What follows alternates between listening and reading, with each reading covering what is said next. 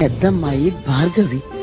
అందం, అమాయకత్వం, తండ్రి మాటకు ఎప్పుడూ ఎదురు చెప్పేదే కాదు. రెండో కూతురు అరుంధదమ్మ, గద్వాల్ సంస్థానానికి పులిబిడ్డ. కత్తి పట్టినా, గురి పెట్టినా తనకు ఎదురే లేదు.